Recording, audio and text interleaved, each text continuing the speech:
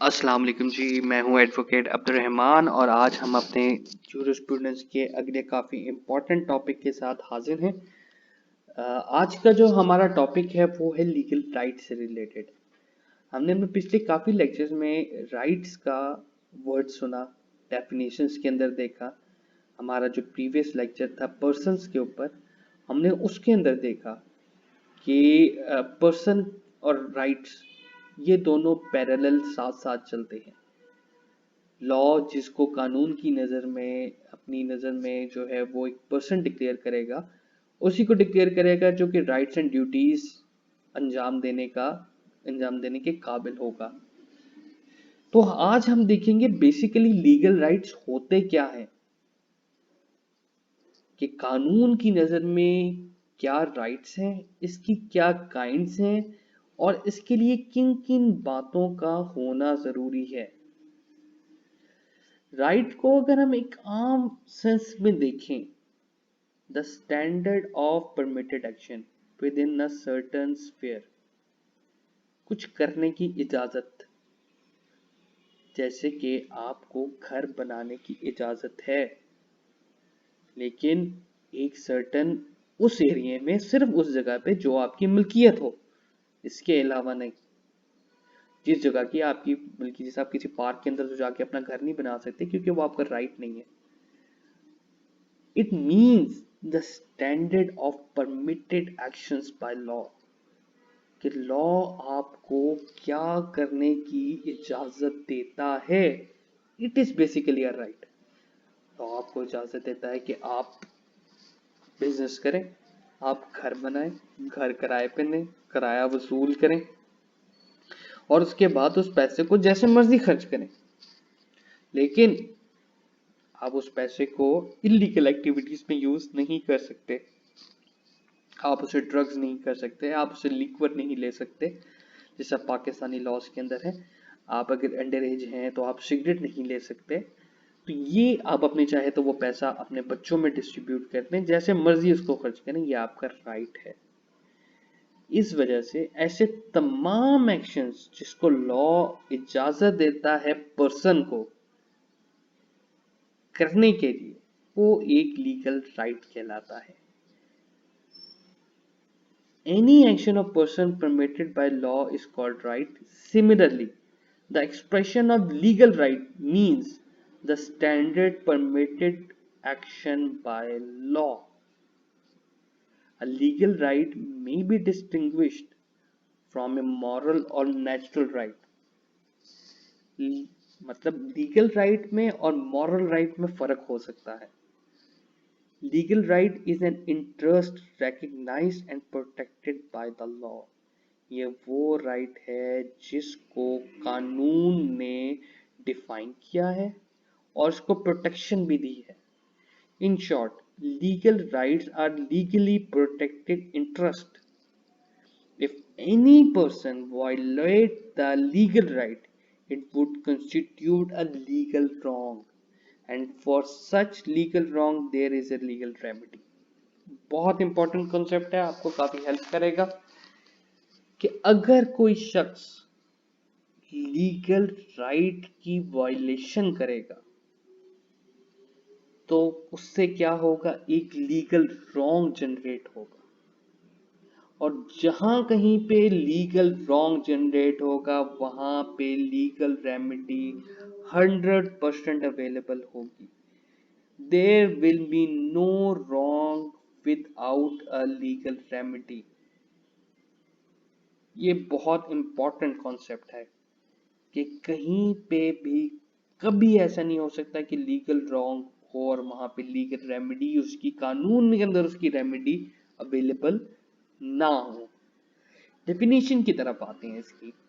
Right is a capacity residing in one man of controlling with the assent and assistance of the state the action of others. Legal right की definition देखते हैं। Legal right is the power which a man has to make a person or persons do or refrain from doing certain act or acts so far as the power arises from society imposing a legal duty upon person or persons। ये हमारी definition आ जाती है right की, और second definition आ जाती है हमारी legal rights की। एलिमेंट्स किस किस चीज की जो इंपॉर्टेंट एलिमेंट्स आ जाते हैं लीगल राइट में? Protection afforded by the state, elements of human will और एलिमेंट्स ऑफ इंटरेस्ट, ऐसे तमाम राइट्स को प्रोटेक्ट करती है स्टेट्स इंसानी मर्जी के मुताबिक और उसके इंटरेस्ट के मुताबिक। राइट्स एंड ड्यूटीज का क्या रिलेशनशिप है? ये दोनों को रिलेटेड है, यानी कि अगर आपका किसी शख्स पे कोई राइट है तो वो उस शख्स की ड्यूटी होगी। ये आपस में को रिलेट करते हैं। एक शख्स का राइट दूसरे शख्स की ड्यूटी है और दूसरे शख्स का राइट एक पहले शख्स की ड्यूटी है, जो है बिल्कुल इसी तरीके से। If there are duties towards the public, there are rights as well. Every right of duties involves a bond of obligation. जैसे कि हुकूमत का राइट है कि वो आपसे टैक्स वसूल करे, और सिमिलरली हुकूमत की ड्यूटी है तो कि वो आपको आपकी बेसिक नेसेसिटीज प्रोवाइड करे। ये एक एग्जांपल हम यहाँ पे लेंगे। एसेंशियल्स देखेंगे। एसेंशियल्स क्या है जी लीगल राइट्स के अंदर? कि सब्जेक्ट ऑफ राइट कौन है, किसका है? राइट हमेशा एक अगले पर्सन के अगेंस्ट होगा। राइट का सब्जेक्ट मैटर क्या होगा, उसका कंटेंट क्या होगा, और राइट का टाइटल किसका है। ये सारी एक इंपॉर्टेंट चीजें हैं जब भी आप लीगल राइट्स को देखेंगे कि ओनर कौन है राइट का। हमेशा ये राइट किसी दूसरे पर्सन के अगेंस्ट होगा, उसका सब्जेक्ट मैटर, उसका कंटेंट, और राइट का टाइटल किसका था। ये एसेंशियल्स हैं राइट के। आगे हम काइंड्स देखते हैं राइट की, कि क्लासिफिकेशन राइट्स की किस तरीके से की जाती है। पहली जो क्लासिफिकेशन की जाती है वो की जाती है right in rem and right in personam. Rem का मतलब होता है वर्ल्ड और पर्सोनम का मतलब होता है पर्सन्स, यानी कि ऐसा राइट जो कि आप पूरी दुनिया के अगेंस्ट एक्सरसाइज कर सकते हैं, that is right in rem. और ऐसा राइट जो कि आप एक स्पेसिफिक पर्सन या पर्सन्स के अगेंस्ट एक्सरसाइज कर सकते हैं, that is right in personam. The right in rem is the right available against the whole world, while the right is persona is right against the particular person। जैसे कि आप अपनी जेब में पैसे रख सकते हैं, that is right in rem। आपने घर किराए पे दिया है और आपने एक किसी मखसूस शख्स से किराया वसूल करना है, that is right in persona। Right in personam generally arises out of contractual obligations। मतलब right किस तरीके से नॉर्मली जो कॉन्ट्रेक्चुअल राइट्स के अंदर जो आपकी ऑब्लिगेशंस होती हैं उससे ये राइट अराइज होता है। जबकि right in rem outcome of law है, जैसे आप प्रॉपर्टी परचेज कर सकते हैं, या आपका राइट है जेब में पैसे रख सकते हैं, या आपका राइट है पैसे को जैसे मर्जी खर्च करें, ये आपका राइट है, that is right in rem. Right in persona is generally transitory in nature, which can be transferred in right in rem. Right in rem is the final thing, whereas right in persona is transitory in nature। Personal and proprietary rights क्या होते हैं? Personal right is in respect of person, of owner of right, whereas proprietary rights is in respect of property of which person is an owner। यानी कि किसी शख्स से related, person से related जो राइट्स है ना, वो पर्सनल राइट्स हैं। जबकि अगर उस शख्स की कोई प्रॉपर्टी है जिसका वो ओनर है, वो जो राइट्स होंगे वो प्रॉपर्टी राइट्स कहलाएंगे। Property rights are those which constitutes a man's property और वेल्थ। यानी कि उसकी मूवेबल हो या चाहे इमूवेबल प्रॉपर्टी हो, वेल्थ हो, पैसा हो, सोना हो, उससे रिलेटेड जो उसके राइट्स हैं वो प्रॉपर्टी राइट्स कहलाएंगे। These are the rights which possess some economic or monetary value and constitute the estate of person. Right to lands, debts, goodwill or patent rights are all the proprietary rights. Personal right include right to safety. Personal right को हम थोड़ा सा इसको detail में देखते हैं। आपको अपनी हिफाजत करने का राइट है। The to repetition personal rights are also important like proprietary right. For example, आपको आपकी रेपुटेशन का राइट है कि उसकी कोई जो है वो धज्जियां ना उड़ाए। पर्सनल राइट्स की कोई इकोनॉमिकल वैल्यू नहीं होती, लेकिन आपकी अपनी जात से रिलेटेड उसकी वैल्यू बहुत हाई होती है। बाज़ औक़ात आप बहुत ज्यादा चीजों को सेक्रीफाइस कर देते हैं अपने पर्सनल राइट्स के ऊपर। तो इससे हमारे क्लियर हुआ कि आपकी जो अपने जात से रिलेटेड राइट्स हैं, पर्सनल अपने आप से रिलेटेड, यानी आपकी अपनी सेफ्टी से रिलेटेड, आपकी रेपुटेशन से रिलेटेड, ये सारे के सारे आपकी इनफरादी हैसियत में जो आपके राइट्स हैं, that is are called personal rights. जबकि अगर आपकी कोई भी अगर वेल्थ है जिसकी कोई वैल्यू है, चाहे वो मूवेबल है, इमूवेबल है, फिक्टिशियस है, जैसे कि आपके पेटेंट से कॉपीराइट्स होते हैं, गुडविल होती है, तो ये सारे के सारे आपके प्रॉपर्टी राइट्स में आते हैं।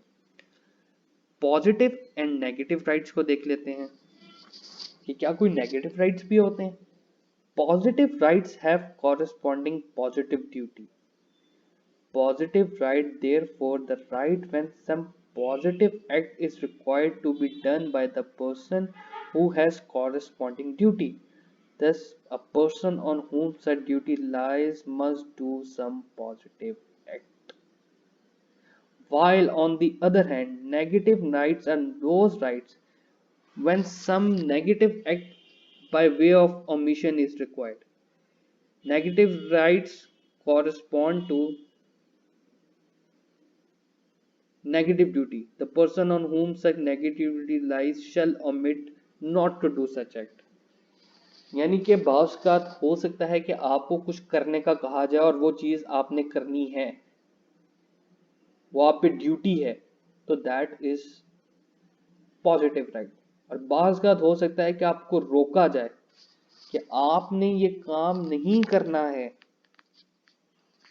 और आपका ये ड्यूटी है कि आपने जो है जिसके अंदर नेगेटिव ड्यूटी हो, क्या आपने ये काम नहीं करना, तो that is a negative right. Principal and accessory rights क्या होते हैं? The principal right is a basic और main right is vested in person under law. They are vital important rights, while accessory right is an incidental or consequential right. They are not essential but are apparent to more basic general right. यह है जी difference principle rights का और accessory rights का। यानी एक main right होता है, एक एक्सेसरी होता है। परफेक्ट एंड इम्परफेक्ट राइट्स कौन से होते हैं? Perfect rights corresponds with perfect duty. Perfect rights are recognized and also enforced by law, and an action can be taken against the wrongdoer by filing a suit in the court of law for breach of it. बात clear होगी। While imperfect rights corresponds with imperfect duty which are not recognized by law and hence cannot be enforced by the law. यानी imperfect duty कह सकते हैं कि जी आपने अगले बंदे को कहा कि जी मुझे ड्रग्स ला दो, अगर उस बंदे ने नहीं ला कर दी, वो एक इम्परफेक्ट राइट था और इम्परफेक्ट ड्यूटी थी, उसको आप कोर्ट में एनफोर्स नहीं कर सकते। इसकी एग्जांपल देखते हैं जी हम। ए ने बी को लोन दिया, बी अब बाउंड है कि उसने अपना लोन वापस करना है, जो कर्ज लिया है वो वापस करना है। ए के पास परफेक्ट राइट है कि वो अपने पैसे बी से रिकवर करे और बी की परफेक्ट ड्यूटी है कि वो लोन की अमाउंट वापस करे। अगर वो नहीं करता तो ए के पास मुकम्मल राइट होगा कि वो बी को सू करे और अपने पैसे वापस रिकवर करे।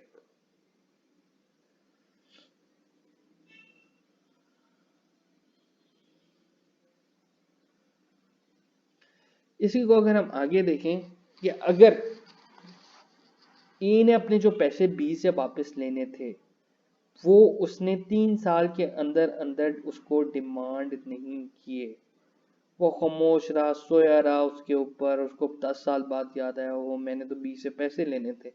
अब हमें लिमिटेशन एक्ट ये कहता है कि 3 साल के अंदर अंदर अपने पैसों का तकाजा करें। अगर आपने वो पैसों का तकाजा नहीं किया तो वो आपका एक इम्परफेक्ट राइट हो जाता है। अब उस राइट को आप क्लेम नहीं कर सकते।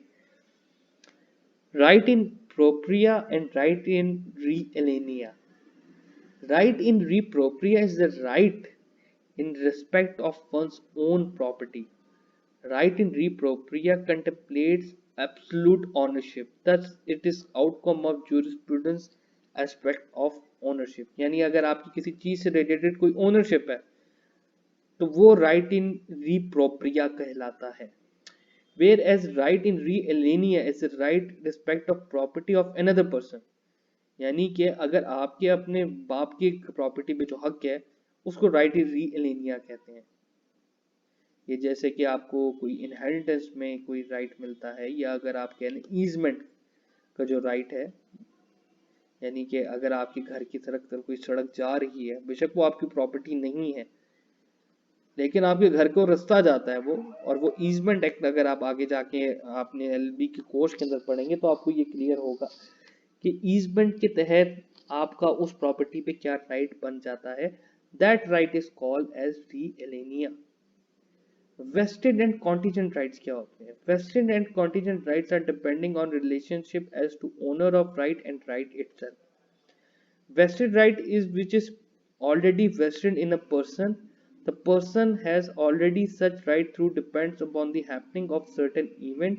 That event is going to happen. Vested rights एक रिलेशनशिप क्रिएट करते हैं ओनर का और राइट का इटसेल्फ का। ये किसी पर्सन के अंदर वेस्टेड राइट जो है वो दिया जाता है कि अगर कोई सर्टन इवेंट हुआ तो तुमने ये करना है। जैसे कि एक बंदे की ड्यूटी लगाई जाती है कि ट्रेन जब इतने 5 बजे यहाँ से गुजरेगी तो तुम्हारा काम है वो फाटक बंद करना है, यानी कि ये उसकी ड्यूटी है और ये उसका राइट भी बन जाता है कि उसने वो काम करना है on the happening of certain event. जबकि कॉन्टिजेंट होता है इन केस ऑफ कॉन्टिजेंसी, कि अगर कोई इवेंट होता है या नहीं होता। जैसे मेरे घर को अगर आग लग जाती है, अगर मैंने उसकी इंश्योरेंस ली हुई है तो it is a contingent event, तो तब मेरा राइट क्रिएट होगा, वरना अदरवाइज मेरा राइट क्रिएट नहीं होगा। अगर मेरी गाड़ी लग जाती है तो इंश्योरेंस मुझे उसको ठीक करवा के देने की पाबंद होगी, तब मैं अपना राइट एक्सरसाइज कर सकता हूँ। अनटिल एंड अनलेस मैं अपना राइट एक्सरसाइज नहीं कर सकता। लीगल एंड इक्विटेबल राइट क्या होते हैं? Legal rights are the rights given by common law courts of England. Common law was based on statute by way of custom usage. Equitable rights are outcomes of law of equity given by the Court of Chancellor or Equity Court based on the principle of natural justice and conscience of Lord Chancellor. ये basically England की हमें एक example दी गई हुई है कि legal rights जो कि कॉमन लॉ ऑफ कोर्ट्स की तरफ से दिए जाते हैं, जो कि उनके रीत रिवाज यूजेज और उसके ऊपर डिपेंड करते हैं। जबकि इक्वलेबल राइट्स जो है आपके चांसलर कोर्ट की तरफ से दिए जाते हैं, लॉर्ड चांसलर की तरफ से, और ये मॉरल जस्टिस या नेचुरल जस्टिस की कॉन्शियंस के ऊपर जो है वो बेस करते हैं। पहले ये दोनों सिस्टम अलग-अलग थे इंग्लैंड के अंदर, लेकिन अब ये दोनों सिस्टम जो है इकट्ठे इनको कर दिया गया है, लेकिन फिर भी ये दोनों अलग-अलग ही इसकी डोमेन इंग्लैंड की कोर्ट्स में चलती है। Corporeal and incorporeal rights. Here is a fine distinction made in the subject matter of right. Corporeal rights having physical existence, यानी ऐसी चीज जिसकी कोई physical existence है, जैसा कोई बुक हो गई, जैसा कोई गाड़ी हो गई, उसके ऊपर जो आपके राइट्स हैं वो कॉर्पोरियल राइट्स हैं। जबकि इनकॉर्पोरियल चीजें वो होती हैं जो कि दिखाई नहीं देती लेकिन वो एग्जिस्ट करती हैं। जैसे कोई आपका ट्रेडमार्क है, कोई आपकी जो है वो पेटेंट्स हैं, कॉपीराइट्स हैं किसी चीज के ऊपर, वो आपके इनकॉर्पोरियल राइट्स हैं, उसको भी कोई इस तरह हासिल आपके नाम से कोई सब बुक छाप नहीं सकता। अगर कोई आपके नाम पे ऑलरेडी आपने छापी हुई है तो उसके नाम के आपके पास जो है कंप्लीट राइट्स अवेलेबल है। प्राइमरी और सैंक्शनिंग राइट में क्या फर्क होता है? Primary right is a basic right, it is independent right, these are the right ipso facto, for example right in rem, right to reputation, right to satisfy is the primary right। यानी जितने right in rem है, right in personam है, ये सारे आपके primary rights हैं। If right of reputation is violated then there is a legal remedy, ये भी चीज हमें पता है। Sanctioning rights are consequential rights, जबकि दूसरी साइड पे जो सैंक्शनिंग राइट्स हैं वो कॉन्सिक्वेंशियल राइट होते हैं। There are not right in ipso facto, they are right in persona which originate from some wrong, for example from violation of another right। Thus sanctioning right is supporting right to the primary right। public and private rights कौन से हैं? public rights are those vested in by state, क्योंकि आपकी government में जितने rights होते हैं वो पब्लिक राइट्स कहलाते हैं, और उनके जो सब्जेक्ट्स हैं इंडिविजुअल्स, उनके जो राइट्स हैं वो प्राइवेट राइट्स कहलाते हैं। म्यूनिसिपल राइट्स, जो कि आप एक म्यूनिसिपलिटी के अंदर जो सिटीजन सारे एंजॉय कर सकते हैं, those are called municipal rights. जबकि इंटरनेशनल राइट्स, जबकि अगर आप किसी मुल्क में जाते हैं और अपने इंटरनेशनल ट्रैवल है तो उसमें आपके क्या राइट्स होंगे, those are called international rights. किन किन तरीकों से आपका राइट खत्म हो जाता है, अगर हम ये भी बात करें तो ये भी बजाना बहुत जरूरी है। क्या आपका एक चीज के ऊपर राइट क्या जिंदगी भर रहेगा? नहीं। अगर आपकी कोई प्रॉपर्टी है, अगर आप by contract through rent agreement for example किसी को दे देते हैं तो उस प्रॉपर्टी पर रहने का राइट आपका खत्म हो जाता है। अगर आप उस प्रॉपर्टी को सेल कर देते हैं तो उसका राइट आपका खत्म है। अगर आप उसको लीज या सब लीज कर देते हैं, खत्म हो जाता है। अगर आप वो चीज किसी को गिफ्ट कर देते हैं तो आपका उसके ऊपर से राइट खत्म है। अगर आप उसको ट्रस्ट में दे देते हैं तब आपका राइट खत्म है। या अगर कानून हरकत में आता है और कानून ऑर्डर करता है कि आपकी सारी प्रॉपर्टी को जब्त करके उसको नीलाम कर दिया जाए, तब भी आपका राइट उस चीज के ऊपर से खत्म हो जाता है। ये इंपॉर्टेंट चीज है, इसको समझना कि राइट आपका कब खत्म होता है।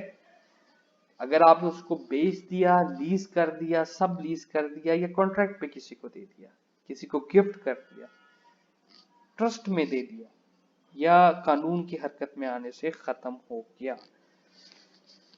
क्वेश्चन को जी हम अपना यहाँ पे कंक्लूड करेंगे और ये कहेंगे कि legal right is an interest और an exception guaranteed by the law. Guarantee किया गया है लॉ की तरफ से।